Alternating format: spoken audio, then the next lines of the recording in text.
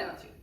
We are pleased to be meeting with you in this fashion, are eager to discuss with you anything you so choose to know more of yourself. This is indeed a transformative time. We can also credit the fact that we are able to transmit with you in this way, directly related and in relation to this transition period that you are going through. The changes that are experiencing in your reality are indeed what has put you, those of you in this room, yes, and the collective as well, into the position in which you have requested for this experience to come into your reality. You are a group in this now moment that does understand that you are creating your reality. Therefore, you can know that in the time that we will spend together in this now moment, in this day of your existence, that everything that you are about to hear or experience is indeed your direct creation. Therefore, you are also able to allow yourselves to take on what it is you are discerning is in service to you, and allow yourselves as well to let go of anything that you do not feel is in service to you in this now moment of time. The topic of the changes that are occurring indeed can seem to be, because of your predisposition towards and your correct evolution towards your self-preservation, seem to be a heavy topic. It can indeed provoke what you experience as fear. In fact, your day-to-day experiences and the things you are looking at in this now moment are indeed quite catered, quite curated towards provoking fear in you. We would ask you to allow yourselves to be in that space of knowing that you have already experienced as an infant child. When you, in your, yes, this physical form, had your infancy, you had pure faith. You are still held by the same existence and the same universe as you were, and yes, we do understand many of you did have caregivers that did not do quite the job that you had hoped that they would do, but you are indeed here, so your bellies did get filled. Your transportation in the form of being carried from one place to another did not leave you in a space of being frozen in the cold. So some element of the universe has already provided for you to be able to mean that you are in this space, in this room. As we discuss these topics, hold that faith, because in the explanation of what is in this now occurring for you, you might find yourself saying, well, what is it I can do? We have just now outlined exactly what you can do, and that is to hold the faith that you are already loved by the all that is. We are happy to have conversation in this now. So, was it accurate for what I shared earlier about the apocalypse and Armageddon? This is that time where we are at a crossroads in choosing what are referred to as timelines. And the final battle is between the darkness of ignorance and the light of truth. Is that what's going on right now? As a species, we are awakening to understand who we truly are and to live as we're capable of living, as opposed to pushing, forcing, and shoving? Yes, this is, however, what is occurring in all times, in all of your experiencing. The difference is that there are phases in your human collective that you would like to throw a really big shindig. And so, what has occurred is while each and every one of you perhaps has been practicing that dance within yourselves, in your bedrooms, in front of a mirror, perhaps with a hairbrush as your microphone, as you sing along, some of you got together in this now moment and said, wouldn't it be great to have a big party about all of this so we could all be dancing together? And that is indeed what is occurring in this now. So you have come into another phase. You have been in these phases before as a collective, but this is one of those phases, and indeed you did earlier speak about prophecies that you have said, won't we have a wonderful time at this party? And we know that it does seem to be not such a wonderful time as you are leading up to it. And yes, there will be what you perceive of as loss or change that seems in its first iterations to have negative connotation or to threaten your eternal aspects. You are indeed heading towards this because you have chosen to be a social creature that would like to co-create, that would like to see not only what will I do, but what will we do. And I've heard you reference timelines and how they split and how reality is not really as fluid or flowing as we think it is, but because we have chosen to play in this arena, we perceive the flow. Time seems linear, it's either this or that, but the greater truth is there's always options before us, and depending on what our energy is, our expectations, our hopes or fears, that puts us on any one of any innumerable, maybe even infinite timelines. Did I explain timelines correctly? Because then I have a question about that. Yes, so this is not hard for you to have direct experience of. If you were to turn to your neighbor right now in this room and look at them and see appreciation for them and tell them that you love them, you would have one response. If you were to turn to your neighbor next to you and punch them in the face, you would have a very different one. These are two very optional timelines. Both of these could occur at any moment. And so, you are choosing by your vibrational frequency, but your vibrational frequency is indeed what is motoring your actions, is what is indeed motoring your ability to reason, your choices. And as you do so, your reality does shift. For example, that one of you who does choose to punch their neighbor might be spending a night in jail. Otherwise, they might be having a wonderful time with someone else that they've met in the room who has turned them on. We did hear you earlier.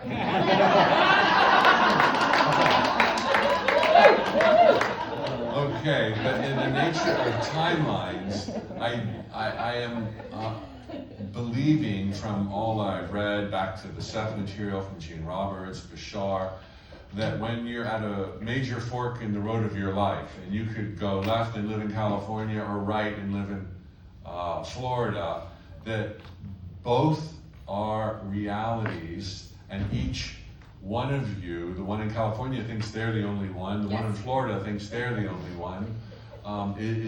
And so in my own lifetime, there must be innumerable parallel existences, expressions, innumerable Mikes that each thinks they're the only one. Is that right? Yes, this is correct, but it goes even further than that. Please. Because you are also every being in this room and sharing a parallel timeline with them.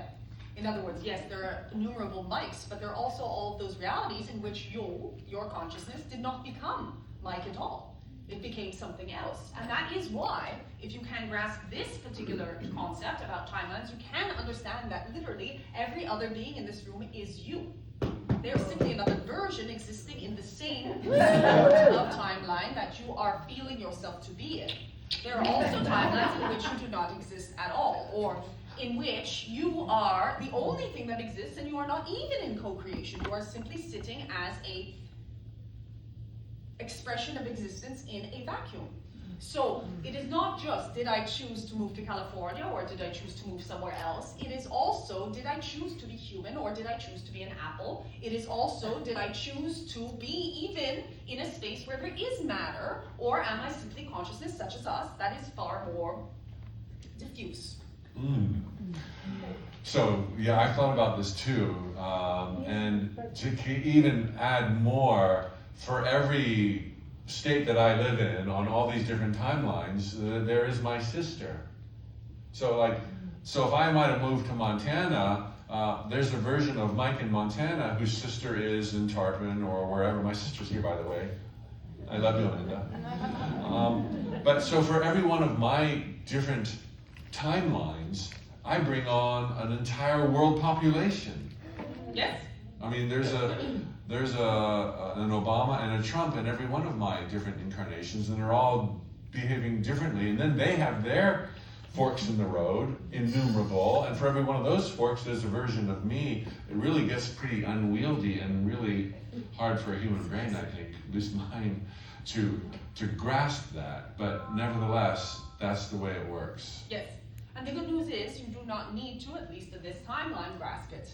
The understanding of this at the level in which you are understanding it, which is indeed already processing it at a high level, does mean that you then get to see the beauty in it. That it means that if you are in this timeline, no matter what is occurring, it is because existence has chosen this particular one with all of its oddities, with all of its detail, with all of its traffic lights, with all of its, oh, I stepped in something on the way to that date, to be the most beautiful one. If this is the one that you are getting witness to, it is because existence itself, divinity, if you would like to use that word, has chosen that this is the one that is most fruitful, most fulfilling, most important, most exciting for you to experience. And holding on to that is the first miracle we will talk about today. Oh my God. So, I can't wait for you to talk about that, but I have a quick question. So when it comes to choosing a lifetime, I think to get everybody in the same context, and I know you already understand this idea, we choose a lifetime for the stage it will present and the probable courses of evolution that we would experience. So I might pick a certain set of parents in a certain neighborhood in a certain century, because that's perfect for my growth, because I see the probabilities. Nothing is destined or set in stone, right? And then you helped me understand something, Vagrein, months ago, and that is when you see the probabilities, some might be a little more appealing or sexy than other ones, but you choose because this bouquet of possibilities, that's really right up my alley. Have I said that correctly? Yes, but you do not choose it because you want to grow. You choose it in the world that is closest, that you can understand to the energy of the reason why you chose it is because you think it will be fun. Which is a perfect entry to my next question. All these timelines, and how I would view or anticipate the choices I would make to be on a timeline where there's this blossoming of light and love. Yet things have surprised me in the last 12 months. How did I get on this timeline? And I think others might be like of a similar persuasion. It's like it's not so evident, the light. And I thought there would be more of it, including jubilation. And yet, as some have recently said, it seems like fear is greater and has perhaps won out over the light in some terms of perception. So it seems like a funny timeline to be on, where so much is bordering on unbelievable and sensational in world affairs. How did I get on this timeline? It seems like I would be on a different one. You are on this timeline because you are unbelievable and sensational. Let us use the analogies that you often do appreciate of the video game. So, you play levels 1, 2, and 3, and things are challenging perhaps, and you overcome them, and then you say, this is wonderful, look, I gained these particular prizes in this game, and I came to this conclusion, and I figured out how to defeat that and that other thing, and jump over that obstacle, and get those coins, and do whatever it is that the game has set up for you. Why is it that at some point in the game, when you get to levels 6, 7, 8, 9, you all turn around and you say, why is it hard? You all say, why can't I now just, sit here and jump on coins all the time. You would not want to play that game. It is not entertaining for you. It has absolutely no spice. It is not something that challenges you any further. It simply occupies your time, but without any fruitful return on an emotional level, on a growth level, on a learning the game level. And so as you evolve through, and we are not saying, and we understand that it means that, or there can be the conclusion that, well, I better stop doing such a good job at this game because otherwise I'm going to call in all sorts of chaos. And that is in a way true. But the good news is the chaos does not matter. Matter does not matter. Your life is temporary, or at least in this timeline you have chosen for it to be. There are many in which you are invincible, many in which you are absolutely immortal. But for this particular storyline, at least for this now moment until they invent that thing, you are choosing to be mortals. And so your game will end. In the meantime, you have chosen to have a really good, again, it is that perspective of these catalysts or these challenges do not seem to be good, but the universe does not see it that way. It was always programmed into the game to have the challenges. You wanted it to be that way so as to have the fun. And the more abstract it becomes, the more you are getting the clue that none of this is real. Have you not noticed the past 5 years what has been going on? And the thing is we are actually flabbergasted at how many of you have not taken the humor in it. It is absurd what is occurring, and it can only be because you are so wonderfully creative. And so, as these creative catalysts come on and you see cartoon characters in front of you, how is it you are not seeing that these apparitions could not be any more perfectly created to be your villains, to be your lovers, to be your friends, to be your, that person gave me that contact, how is this possible? It was so synchronistic. You are getting more and more of that bizarro world because your veil is thinning into realizing it is indeed a game. The faster you realize that it's a game, the more power you have within it, because then you know where the cheat codes are. That is how you end up having both the game and the challenges of it and the joy of being challenged. Wow. That's so helpful. It's so exciting. So you had a truth. You said a train of thought. You were perhaps one of the truths, the first of the truths you were going to share about awakening. Yes.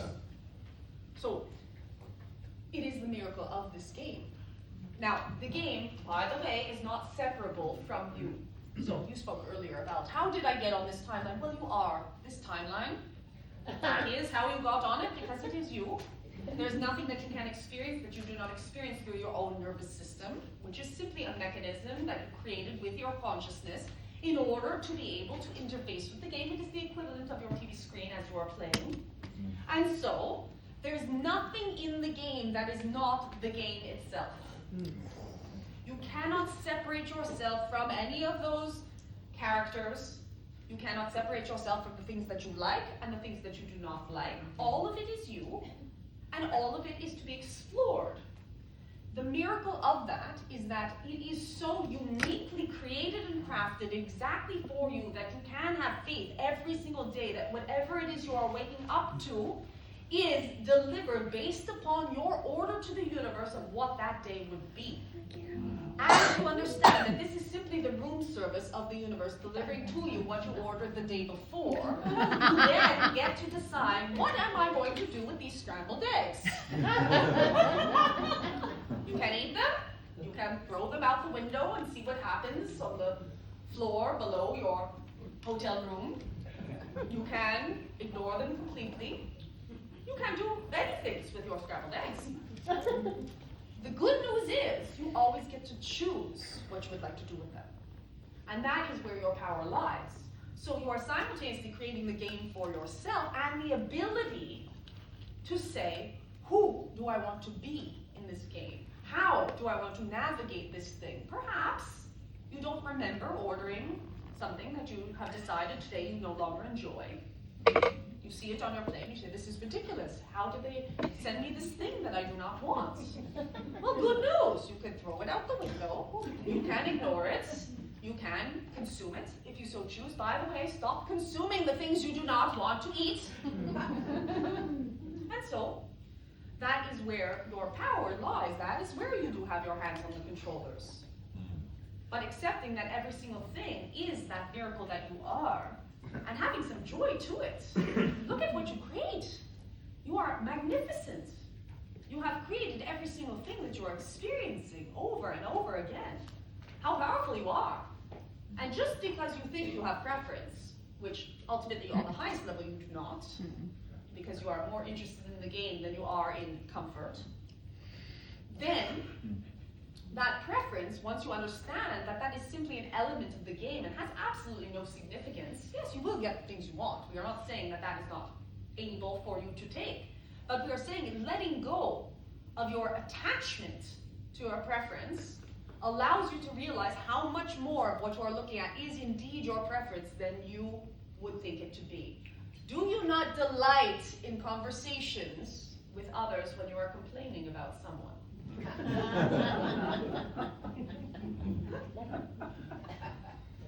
That is one of your preferences. You love to have some politician or other to complain about. You love to have some sort of someone cut you off in traffic to feel vindicated and justified by hanging on your horn. These are delights for you. And so you are always getting what your preference is, and you simply do not know how vast your preference is yet. And that's what you were referring to when you said ultimately there are no preferences? Is that what you said? Well, they are insignificant. You are created, you have created yourself to have a preference over vanilla or chocolate. You have your preferences over pain or pleasure. You have your preferences over adventure or static experiencing of your days. But these are not as important as you think they are. When you are experiencing in a moment of I want what I want, or I have a preference that is strong here, you will notice that beneath that there can often be fear. Beneath that there can often be this level of faithlessness in that. Often your preferences, when you are getting very riled up about something, are related directly to your perception of what you require in order for your survival, or of the survival of the things that are important to you. Guess what? You're not going to survive your life anyhow. And so if you can allow yourself to let go of the preference of trying to get it right so that you're safe, you can understand that you are safe even in the precariousness of your existence.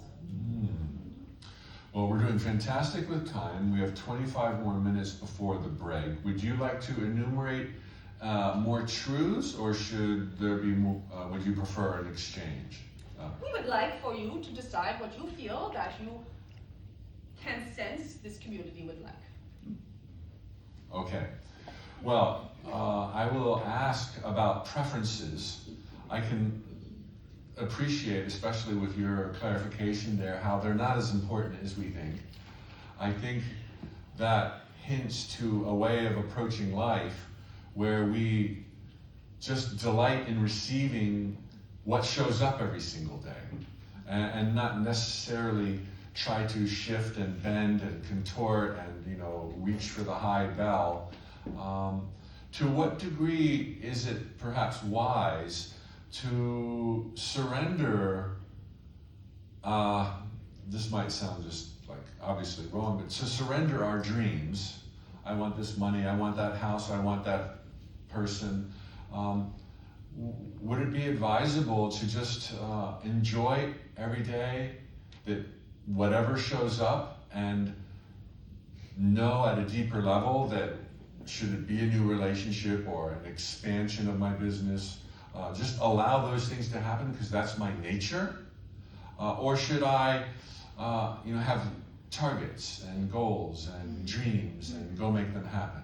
You see the balance. How much do we surrender and just enjoy every single miracle that shows up, even though I'd be afraid if I don't think of the next dream it won't come true? Or how much do we chart the course and make it happen? Or is there another answer? Yes, so never enjoy anything at all. Yeah, obviously experimenting with your sarcasm. So, enjoyment is the cornerstone to success. We have not said this in that way in the past, but it is indeed. And the good news is that many of you do enjoy planning out your dreams and goals. Many of you do enjoy visualizing. Many of you do enjoy getting clarity. So these aspects of what you are sharing are indeed important, because if it is something that is enjoying, and we have seen this with people, they say, I want to surrender, therefore I'm not allowed to make any goals or dreams, and that is not the case. What is part of your surrendering process to your life and to enjoyment moment to moment is also surrendering to your own mechanisms, to your own habits, to your own reasoning. There are, and we see you, those of you in this room who spend much time in process for a period and then let it go and forget about it completely. That is correct for you. There are others of you who do feel a need to have the ritual of spending time with their dreams and goals, their vision boards, or their manifestations in direct fashion. And that is correct for you. And there are those of you that float through day to day and still have success because of the joy that is coming to them. The trick here is to understand that your top preference is the joy itself. So the moment your vision boarding or your planning or your dreaming or your goal setting is becoming a drain upon you and is making you feel as if this is not working and is making you feel as if this cannot be the way that it needs to be done and I must motor on or do something else, then it is the moment to surrender.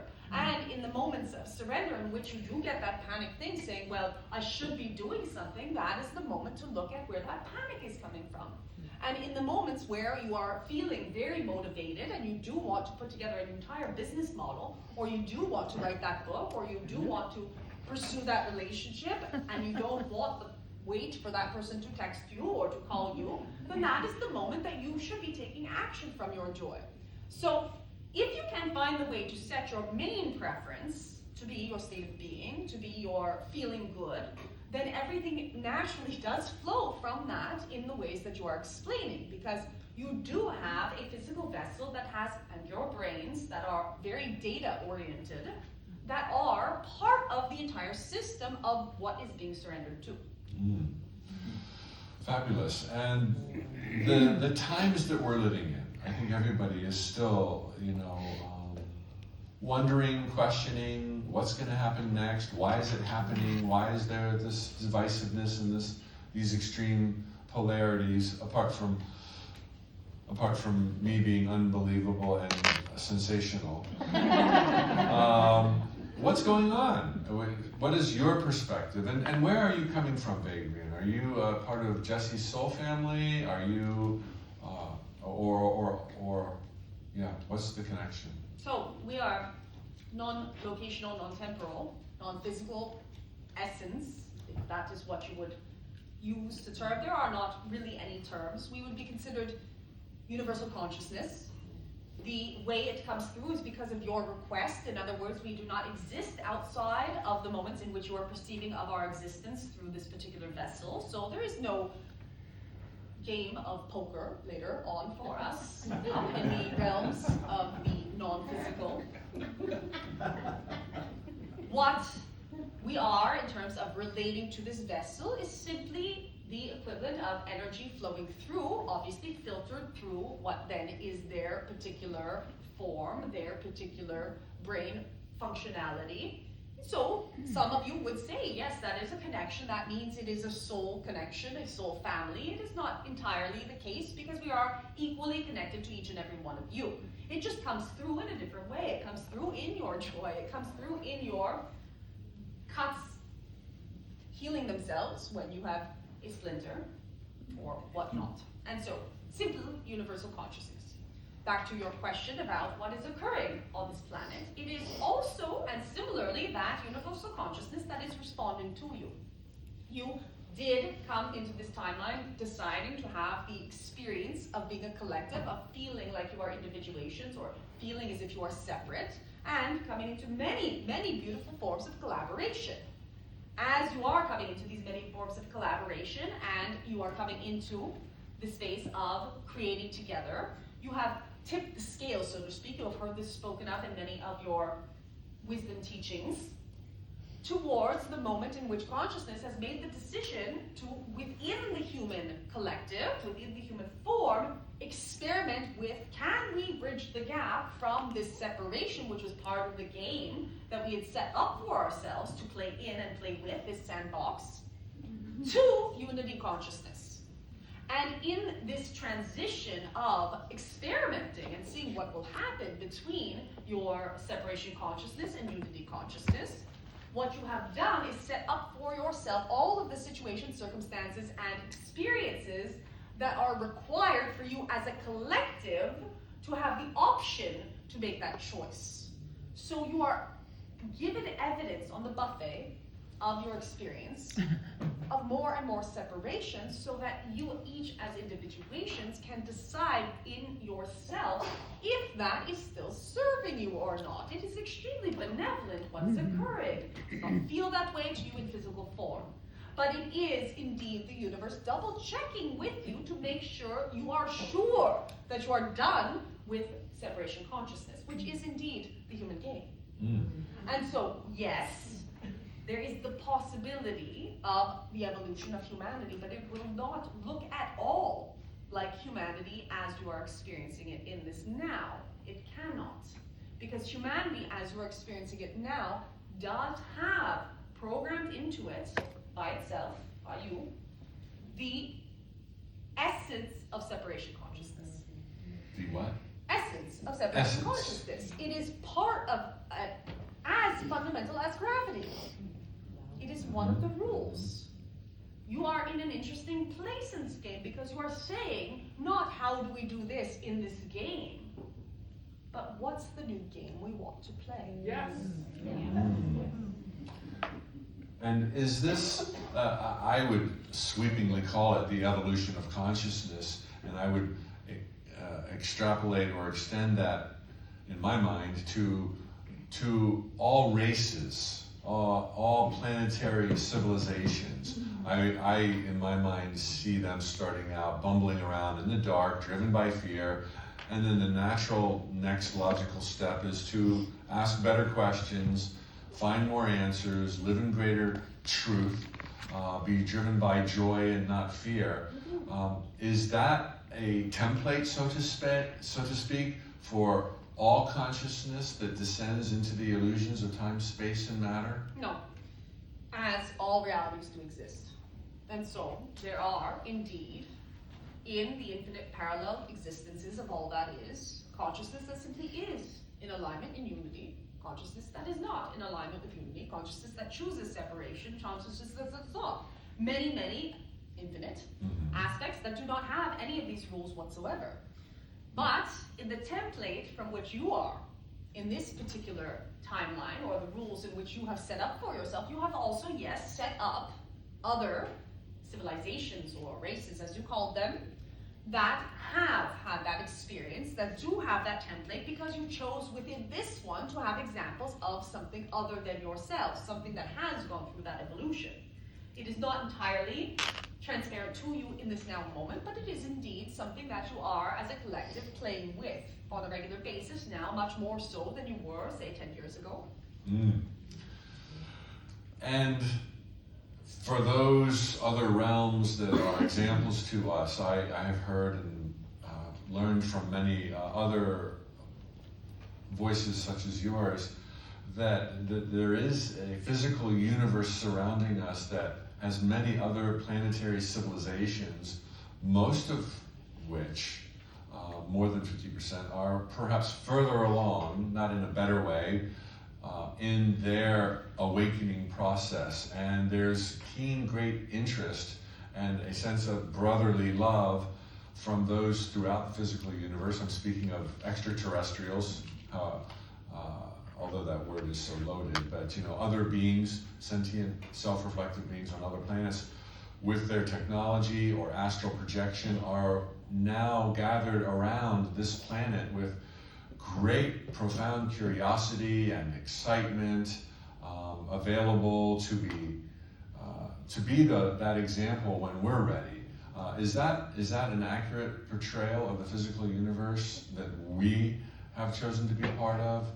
That there are these other beings that are spiritually almost identical to us, although physically many look undoubtedly very different, here to support us? Yes, but it is not that you have come into this world, that it was already established. This is part of the creation that you, as consciousness, have added into your storyline. Mm-hmm.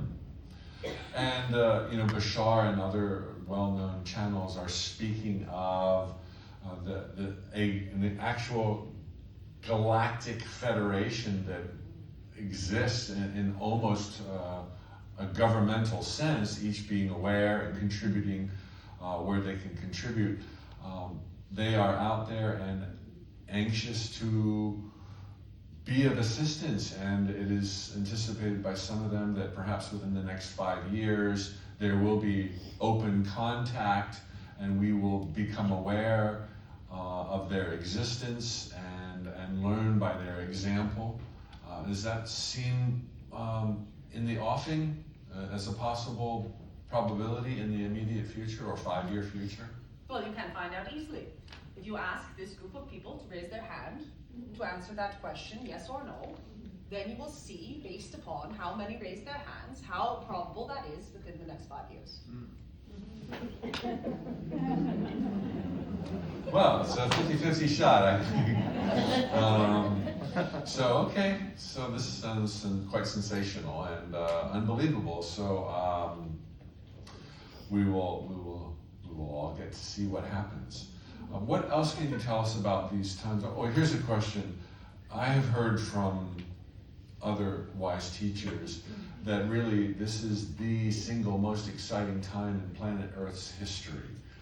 That even in the entire physical universe, this is absolutely extraordinary what's happening on planet Earth for all the possibilities. And in my mind, I think, well, what about when the Atlanteans were here, or the Lumerians, which I have no doubt existed on planet Earth, with other highly evolved civilizations? Are we really that poised to bring on the absolute most exciting time? I mean, I'm sure all times are exciting. Is there something more extraordinary about this time and this civilization? Well, you can look at your population numbers. Look how many of you have chosen to come to this particular show. This is the highest human population on the planet since its creation. And so you have all said, I want to be part of it. I want to be some aspect and element of that story. And by all of you, of course, it is the one essence individuating into the multiple fractals of you being your individuations. And so you have all come here to see the show. It is quite interesting. It is quite exciting for energy to have all of the possibilities and see what will happen in this shift. You have basically put all of your money or chips on the table and said, I am all in. Now, who would not want to see which was the next hand dealt in that sort of situation? The stakes are extremely high. And so, what you have done as you've set up this game is you've given yourself quite a bit of entertainment for it. So not only as human individuations have you said, I want to be a part of that and see where I fit into that particular experiencing, but yes, you are being observed. Yes, there are many aspects of consciousness that are paying attention very closely to what is occurring for you, because it is indeed very exciting. Do you not feel it? Yes, yes, yes. And each and every one of you here does know on some level that you are in on the game. You are in on the story. You have figured out a little bit what is happening. You do see people that are going around that have chosen other lives to live, chosen other games to play. And then they are participatory aspects of the game that you are playing as well. But there's much to marvel at. And sometimes this question comes from a space of importance, saying, I would feel better about these changes if I could understand that they were important, if I could understand that they were epic, if I could understand that this was the be all end all. You use the word Armageddon, you use the words that are often connected with these particular types of energies.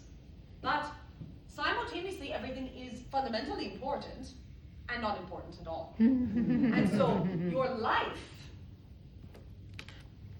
simply by the sheer fact that you are here, is fundamental. It is that importance. It is not going to matter if there is that battle between light or dark or not, because that aspect or creation is happening within you in each and every now moment. And as you understand that, it really does not matter. And you will find this as you get towards what you call enlightenment. You stop caring so much about whether or not humanity is going to win that battle, because you know that that battle has already been won. There's no battle to be had. It's the divine yin yang, and how it is all unfolding, always has been. It's just in what form is it unfolding? You mentioned that the nature of our existence as humans here is temporal. And you mentioned that your existence is one that was summoned because of our request.